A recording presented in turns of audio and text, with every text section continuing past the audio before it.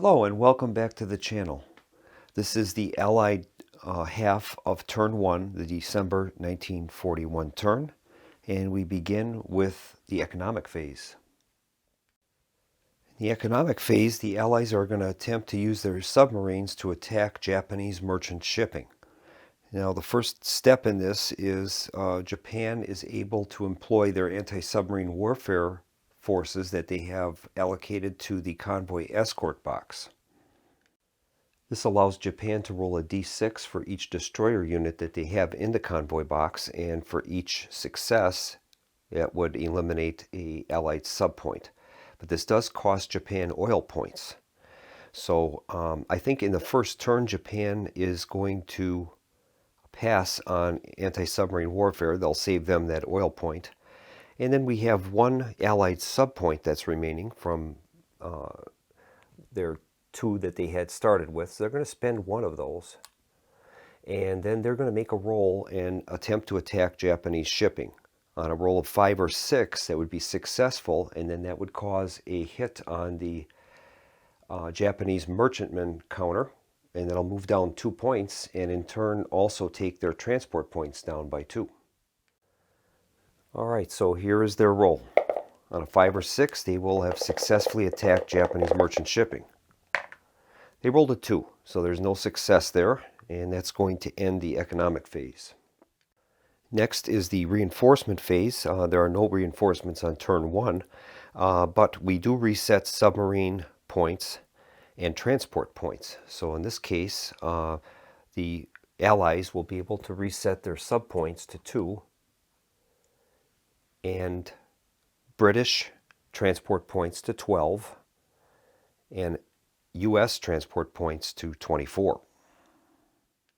Also, during the reinforcement phase, the Allies are able to transfer any forces that they have in either the West Coast box or the Indian Ocean ports box to either Bombay or Pearl Harbor at no cost.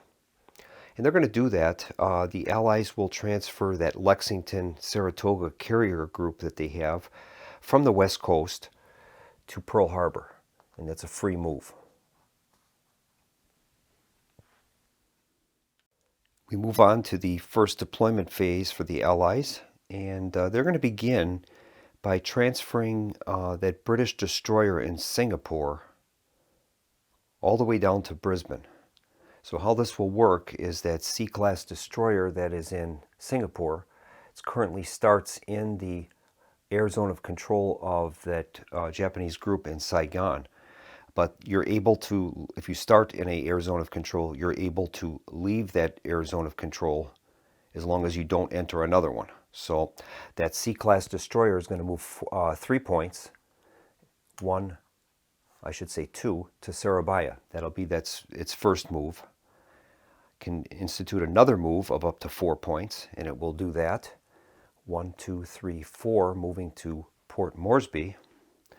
And finally, it's going to spend another activation to move into Brisbane. So that spent a total of 3 British transport points to make that move.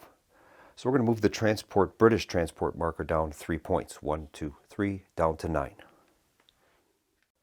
The U.S. is going to transfer the 21st Infantry Regiment from Pearl Harbor, and they're going to spend 2 transport points to carry that from Pearl Harbor to Ellis. 1, 2, 3, 4. And then they're going to spend another activation to move that to Fiji.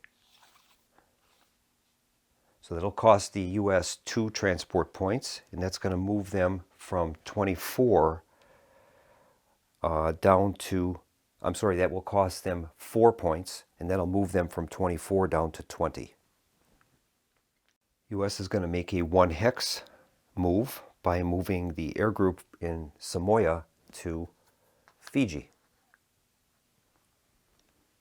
That costs no transport points. The Allies are going to make another 1 hex movement, and that's going to move the 30th Australian Brigade from Port Moresby into Lae. They're going to be using that trail that will connect them, and they'll move that force into Lae. That's a free move. And now they're going to move the 8th New Zealand Brigade, currently in Fiji. So they're going to pay 2 transport points, 2 U.S. transport points. And they're going to activate that 8th New Zealand Brigade and move that 4 hexes to Port Moresby. Incidentally, any type of black transport point border is paid with U.S. points. And if you have a red and black, as an example, the Malayan Army is red and black, that has to be paid for with UK transport points. And finally, the U.S. is going to move their carrier task force that they have at Pearl Harbor, consisting of the Lexington, Northampton, and 2 destroyer flotillas. They're going to activate that and move that 4 spaces to Ellis and another 2 spaces to Fiji.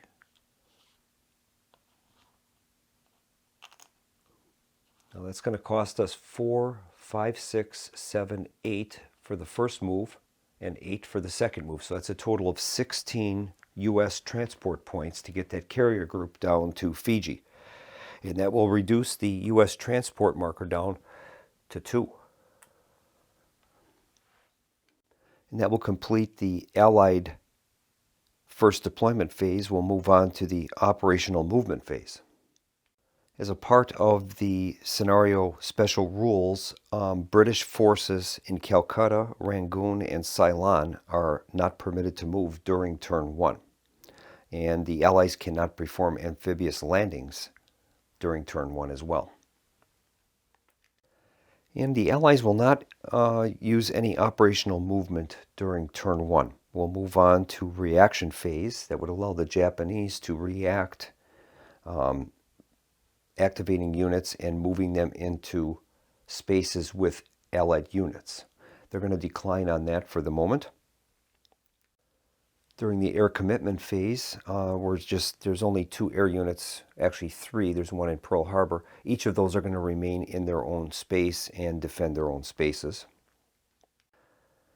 We move on to the combat phase. There are no combat situations. And then we'll move to the return to base phase. There are no activated forces, so all units will remain where they are on the board. And then we'll move into the second deployment phase. There will be no second deployment activity for the Allies. There would have been one development, and that would be to place an occupied base marker in Lae, because the 30th Australian Brigade is in that location and there are no opposing ground forces there, so they will have an occupied base marker there. And finally, the end phase, where we're going to adjust victory points. The Allies ended up claiming Lae for 1 victory point, so that's going to move the victory point marker down from 25 down to 24. And that's going to complete the December 1941 turn 1 of the game. We'll move on to turn 2.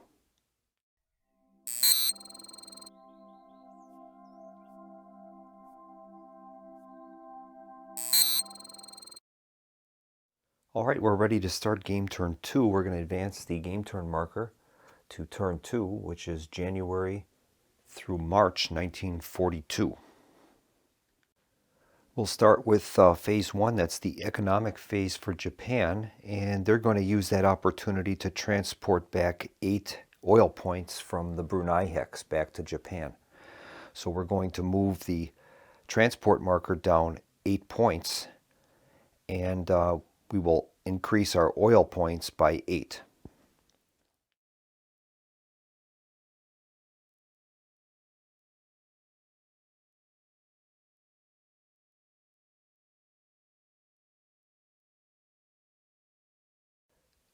And the Japanese have the ability to move some destroyers into the convoy escort box.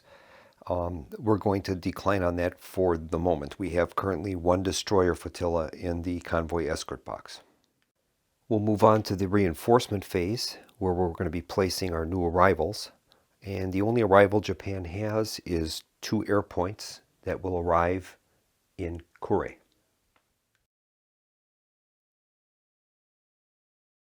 Now we're going to reset our submarine points to 2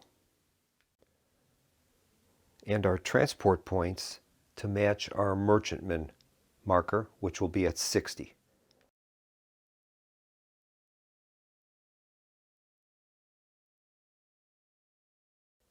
And now we move on to the first deployment phase, where we're able to use C deployment and 1 hex deployment to move units by spending transport points. We're going to move the 15th Army using 1 hex deployment from Bangkok into Rangoon. With 1 hex deployment, we are able to enter enemy air zones of control without any issues. Air zones of control are only going to hinder us when we're using sea movement. And then we're going to move 2 air points from Saigon to Bangkok.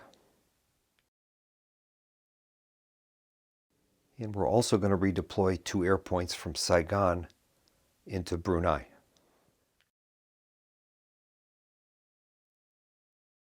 And we'll do the same at the Marshall Islands, moving 2 air points from the Marshalls into our newly captured air bases in the Gilberts. Our next move will be to take 4 air points from the Formosa and move them to Truk. That move is going to cost us 4 transport points, moving us from 60 down to 56. And then another sea movement, we'll be transporting 2 air points from Truk to Rabaul. And that will cost us 2 transport points, moving us down from 56 down to 54. We're going to utilize another 1 hex deployment to move the battleship squadron, the Hai, from Yokosuka to Kure. And that has no transport cost. Then we're going to make a major redeployment with the 2nd Division, the carrier Shokaku, carrier Hiru, carrier Kaga, the battleship Kongo, cruiser Takeo, cruiser Furitaka, and 3 destroyers. They're going to move from their base in Kure to Truk, and that's going to cost us 26 transport points. And that'll move our transport marker down from 54 down to 28.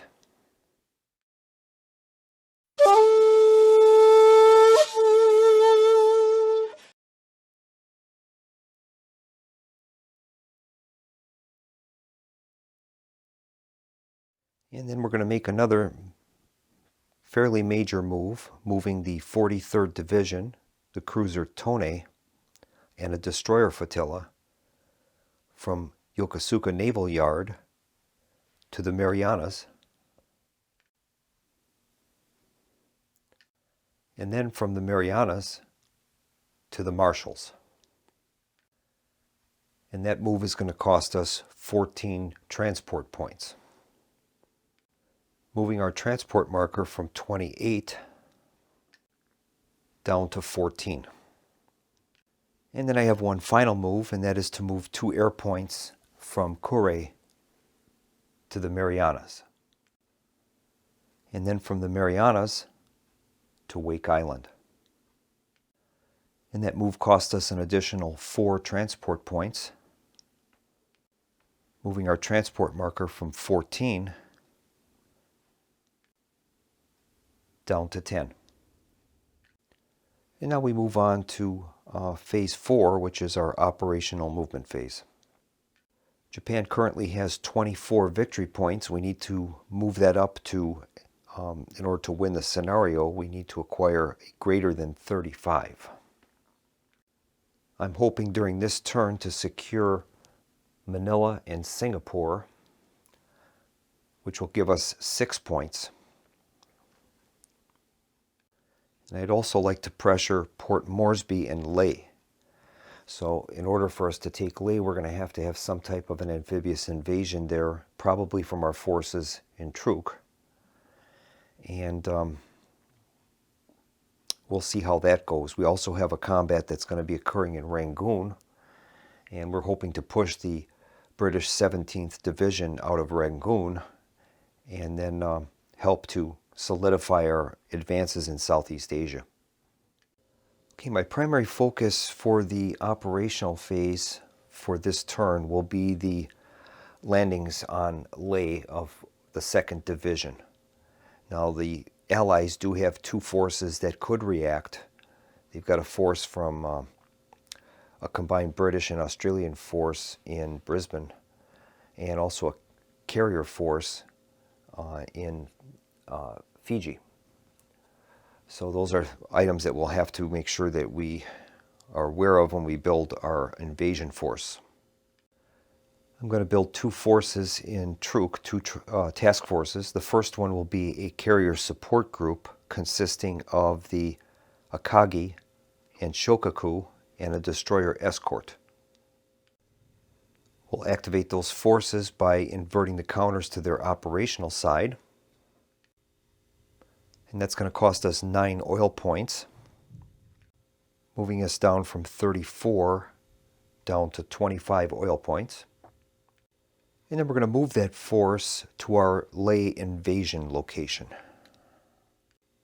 Our second force is going to consist of the 2nd Division, supported by a cruiser and destroyer escort. Those forces will be inverted to their operational side. That's going to cost us 8 transport points for the 2nd Division and 3 oil points for the support group. They'll be assembled into a task force and moved to the Leh invasion location. That's going to move our oil points from 25 down to 22, and our transport points down from 10 down to 2. And that completes the operations phase. We'll move on to the reaction phase, and that's where the non-phasing player is able to form task forces and intercept phasing forces on the map. The American Carrier Task Force in Fiji would be able to react to the invasion in Leh, but however, I think with the land-based aircraft in Rabaul and the carrier forces on board, they would be slightly outnumbered, so they're just going to remain in base, I think, at this point. Then we move on to our air commitment phase, and we're going to make our air commitments.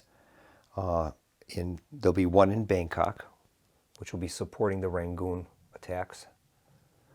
We'll have 2 air points in Saigon supporting the Singapore combat. The Formosa will also continue. They'll add 4 air points towards the attack on the 6th Army. And the Rabaul force will add 2 points towards the Rabaul invasion. The Leh invasion. And now we move on to our combat phase. And we're going to begin our combat phase with our attack on Manila. We're hoping to secure that for the Japanese army. So we're going to place a battle marker in Manila, and then we're going to transfer the 6th Army, the 14th Army, and the 4 supporting air points to the battle board. The Japanese have 4 factors of long-range air, which is going to equate to 2 air points. So we're going to move the Japanese air marker to 2. The United States has no air points, which is going to give Japan air supremacy. The damaged U.S. 6th Army is placed in the land box, and the undamaged Japanese 14th Army is placed in their land box. The Japanese land-based air from Formosa can now target units in the port, and they're going to send 2 air points to attack the 6th Army. This time, the Japanese don't have the advantage of surprise, so American anti-aircraft will be able to fire on those air points. They have a total of 1/2 of the maximum amount of air that can be stationed in that location. In this case, that's 8 divided by 4. They're going to have 4 dice to roll in anti-aircraft. And we'll make the U.S. anti-aircraft rolls. We'll be rolling 4 dice. And they managed to get 1 hit. So 1 point of air is going to be lost to anti-aircraft fire. It'll be removed. And that'll leave 1 point for ground attack during the combat phase. Japan is going to make their ground attack. They're going to get a +1 modifier because Japan has the air supremacy. So they're going to hit on a 4, 5, or 6. Here's the roll. They rolled a 3. That's a miss. So those air points have attacked but did not do any damage to the 6th Army. We move on to our supply check. Now there are no naval units in the sea control box. So each side will have to support their units by standard supply line rules. Japan is going to be supplied ultimately from Kure, and the Americans are unsupplied. They don't have any base within 2 spaces of the Manila space that they control. There's no supply line that they're able to get into. We could have a supply line going from United States through Australia and then into Surabaya, but the supply lines have to be no longer than 2 hexes. So there's a break in that 2 hexes between Surabaya and Leyte, and then eventually into Manila. So the U.S. forces are unsupplied. Their ground units will hit on a 6. The 14th Army will hit on a 5 or 6. We'll make the roll for the U.S. forces. They have a strength of 4. They'll be rolling 4 dice, hitting on a 6. They have 1 success, so we're going to place a damage marker on the 14th Army. 14th Army will attack now, and they're going to hit on a 5 or 6. Here's the roll. And Japan is able to acquire a total of 4 hits. 4 hits. And that's going to bring the damage to the 6th Army up to 4 points. And then we evaluate the battle. The side that has the most damage is going to lose the battle. So in this case, the 6th Army has lost 4-1. As the 6th Army is already previously damaged, it is going to be eliminated. And the 14th Army is going to take control of Manila. And we're going to play a occupied base, or place a occupied base marker in the Manila hex. That's going to complete the battle, and we'll return the forces to the map. The land-based air points are returned to Formosa. The 14th Army is in Manila, and we place an occupied base marker there. And that concludes the first battle. We'll move on to the attack at Singapore. The Japanese 25th Army, supported by 4 land-based air points from Saigon, is attempting to attack the damaged Malayan Army in Singapore. We'll move those to the battle board. All right, the Japanese have a total of 4 points of land-based air from Saigon. That's going to give them, that'll translate into a total of 2 air points. We'll mark the Japanese with 2 air points. The British have none. That will automatically give Japan air supremacy. Japan's going to allocate their ground-based aircraft or land-based aircraft to a ground attack on the Malayan Army. And the British will be able to utilize anti-aircraft fire. Singapore has a rating of 8 for aircraft, so that will allow them to roll 4 dice. And here's the British anti-aircraft roll. And they were able to get 1 success. So 1 air point has been destroyed. And we'll move on to our ground combat. Japan will make their ground attack from their aircraft on the Malayan Army. Here's their roll. They will gain +1 for air supremacy. They rolled a 6. That's a hit. And we're going to place 1 point of damage on the Malayan Army. Now we have to determine supply. Japanese forces have a supply line that can be traced back to Kure. But the British have no supply line. They're not able to use the road connection into Malaya through Bangkok to Rangoon and then eventually off to the Indian ports box. So they will be unsupplied. So the Malayan Army is able to roll 4 dice and they'll be hitting on a 6 only. Here's the roll. And they have no hits. So no damage to the 25th Army. We'll make the 25th Army attack now. Japanese will hit on a 5 or 6. Here's their roll. And they managed to get a total of 3 hits. So we'll mark the Malayan Army with a total of 4 hits. They hit 1 from before, plus 3 will equal a total of 4. And then we will resolve our combat. The Malayan Army took more damage than the 25th Army, so that means that the non-phasing players' forces, in this case since it is already a reduced army, is destroyed. The 25th Army has taken control of Singapore, and we will mark that space with a occupied base marker. The forces are returned to the map. The long-range aircraft are returned to Saigon. The 25th Army gains an occupied base marker in Singapore. And now we'll move on to our attack at Rangoon, where the 15th Japanese Army is attacking the 17th British Division. The Japanese have 2 points of long-range aircraft, which will equate into 1 air point. We'll mark the Japanese accordingly. The British have none, so that is going to automatically give Japan air supremacy. Japan is going to commit that air point to ground attack on the 17th Division, and the British will have some anti-aircraft fire. Rangoon has an air capacity of 4, which will translate into 2 anti-aircraft points. Here's the British anti-aircraft roll. They managed 1 success, so that's going to beat back that ground attack air point.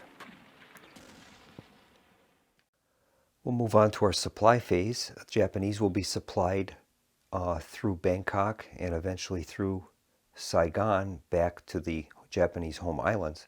And the British forces are also in supply. They have a supply line that would stretch from the Indian ports box to Ceylon and into Rangoon. The Japanese air zone of control is over Rangoon, but the supply line can end in the location where it needs to be applied, so they are in supply. We'll begin with the British 17th Division. They'll be rolling 4 dice and they'll be hitting on a 5 or 6. Here's the roll. And they ended up with no hits. We'll move on to the Japanese 15th Army. They'll be rolling 8 dice and hitting on a 5 or 6. Here's the roll.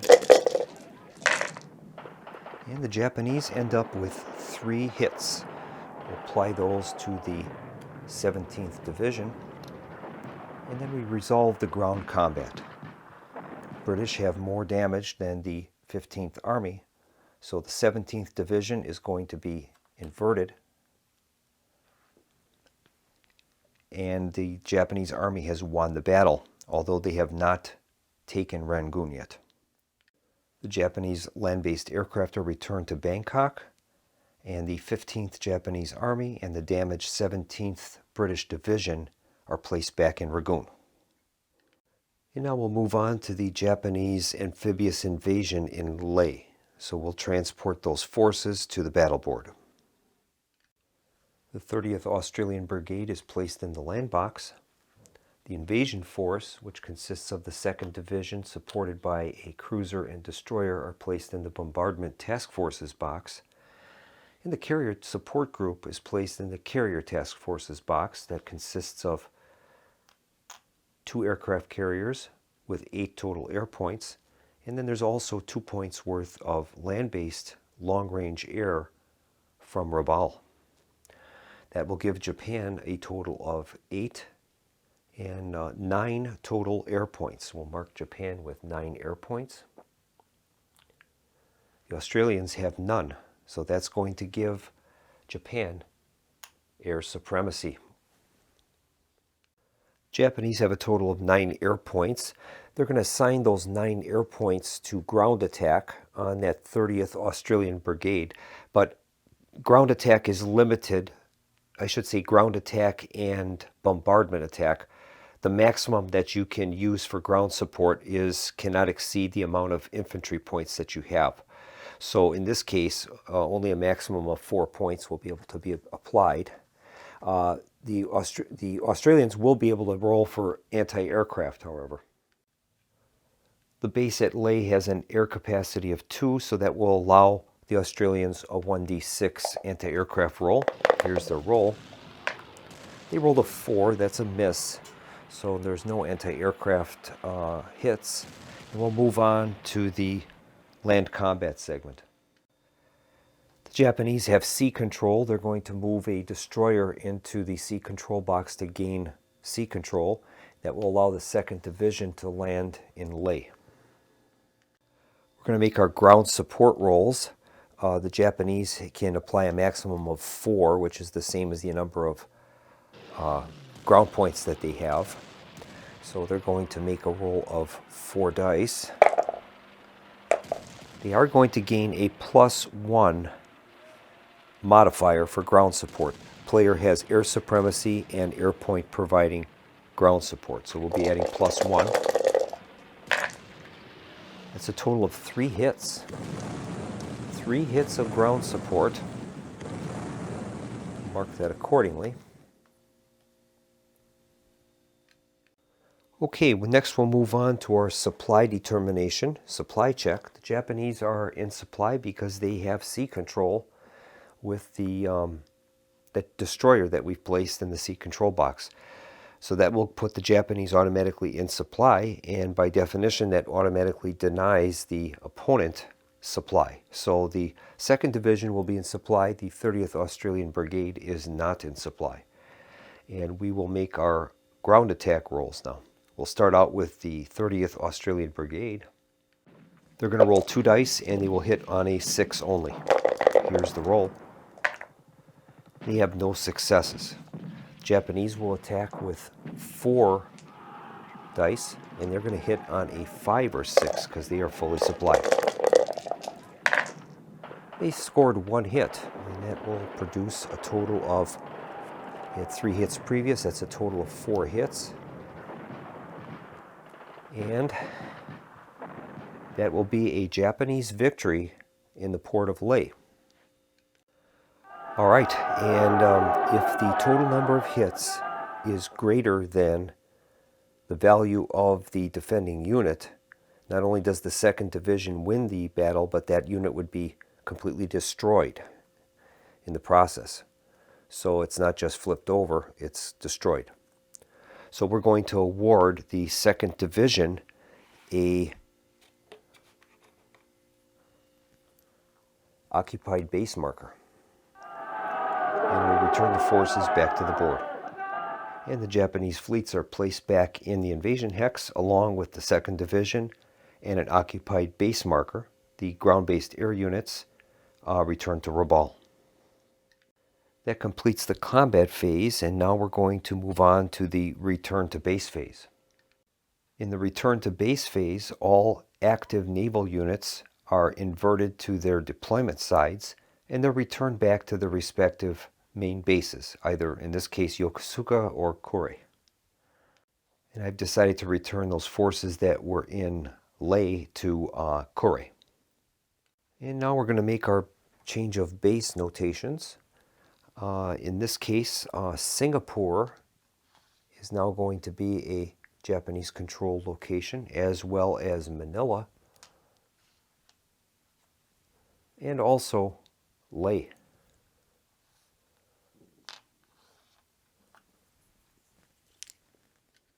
And now it would be the Japan's second deployment phase. We're able to redeploy forces if we wish. Now that's going to cost us transport points, of which the Japanese have very few right now. So we're going to just forego any secondary movement. We'll move on to the end phase. And this is where we're going to adjust our victory points. Japan gained quite a bit during the turn. They ended up getting 3 for Singapore, 3 for Manila, and 1 for Leh. That's a total of 7 victory points, and we'll move their victory point marker from 24 to 31. Japan is going to need at least 5 more victory points by the close of turn 3 in order to win the game.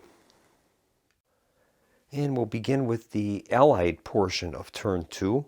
We'll start out with the economic phase, and that's where the Allies will go into their submarine segment. Japan is able to defend against that with anti-submarine warfare assets that they might have in the convoy escort box. Japan currently has 1 destroyer unit there. We're going to forego any attacks there, anti-submarine warfare attacks that cost us oil, and I don't want to consume that for right now. So the Allies are going to be able to use their sub points to attack merchant shipping. Currently the Allies have a total of 2 sub points, which they're going to spend for anti-submarine war or for anti-merchant effect. So they're going to be able to roll 2 dice, and they're going to make a hit on a result of 5 or 6. Okay, here's the roll. We ended up with 1 success. That's going to be 2 points of damage, 2 merchant shipping losses, I should say, for each point of damage. And that's going to reduce the Japanese merchantmen from 60 down to 58. Next turn, the Japanese transport point marker is going to be limited by this merchantman counter. So wherever that ends up, that's as many transport points as the Japanese will have available to them during that turn. So you can see how the U.S. submarine campaign can be a great pressure on the Japanese ability to move units around the board. Now we'll move on to the reinforcement phase.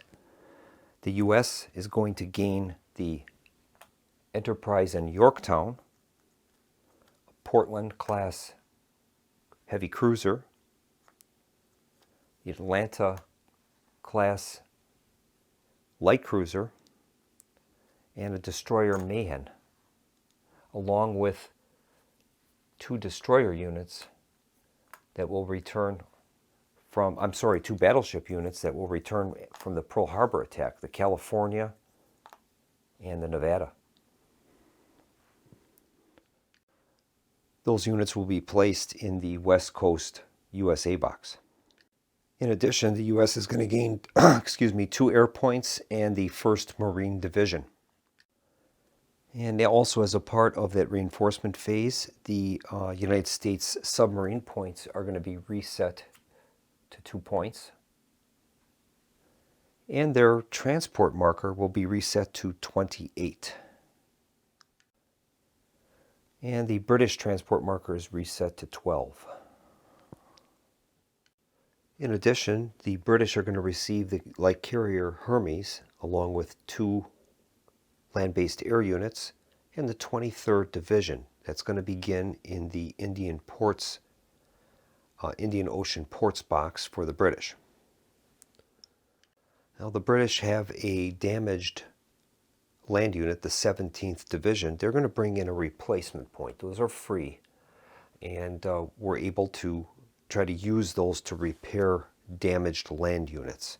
They're going to be removed from the table at the end of the turn if they're not utilized, but we are able to bring those in at will. The British and the United States are able to utilize what they call off-map movement, and that allows any units in the Indian Ocean box or in the U.S. West Coast boxes to have a free transfer to either Bombay for the British or Pearl Harbor for the U.S. The British are going to exercise that, and they're going to move the Hermes, the 23rd Division, along with the replacement unit and 2 air points into Bombay. The U.S. are going to do the same, and they're going to transfer those forces that they have in the west coast of the United States to Pearl Harbor. And we move those forces into the Pearl Harbor holding box. Now we'll move on to the Allied first deployment phase. British are going to use sea movement to transfer 2 air points from Ceylon to Calcutta.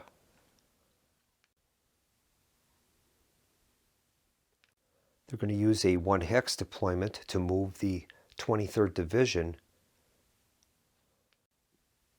from Bombay into the Gangetic Plain. That's a free movement that doesn't require transport points. Incidentally, the British transport marker was reduced from 12 to 10 to pay for the cost of the air points being transferred to Calcutta. In a similar move, the British will also transport 2 air points from Bombay to Ceylon. That'll reduce the British transport marker from 10 down to 8. Now the British do have that replacement marker that they built during the reinforcement phase, but it doesn't look like they're going to be able to get that into position to help out the 17th Division.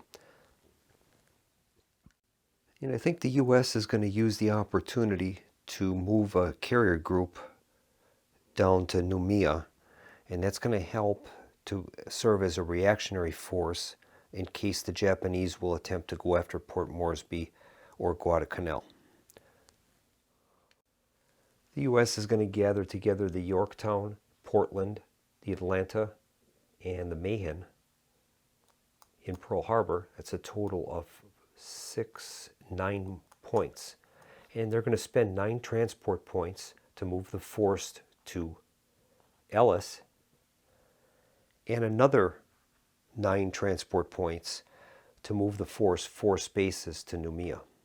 That'll be a total of 18 transport points, and that's going to move the U.S. marker from 28 down to 10. In addition, the U.S. is going to activate the 19th Regiment in Pearl Harbor, and they're going to make a sea movement to Midway. That will cost a total of 2 transport points, moving the U.S. total from 10 down to 8. And the U.S.'s final movement will be to activate the 1st Marine Division in Pearl Harbor. They're going to spend 4 transport points to move it to Ellis, and another 4 points to move it to Noumea. Now, we would have liked to have brought that into Guadalcanal, but the Japanese air zone of control over that area would not allow us to do that. That reduces the U.S. transport points down to 0. Now we move on to the Allied operational movement phase. And I think what we're going to do is keep those naval forces that we have in the South Pacific as reactionary forces. So we have a carrier group in Noumea, a carrier group in Fiji, and a surface group, combined British and Australian surface group in Brisbane.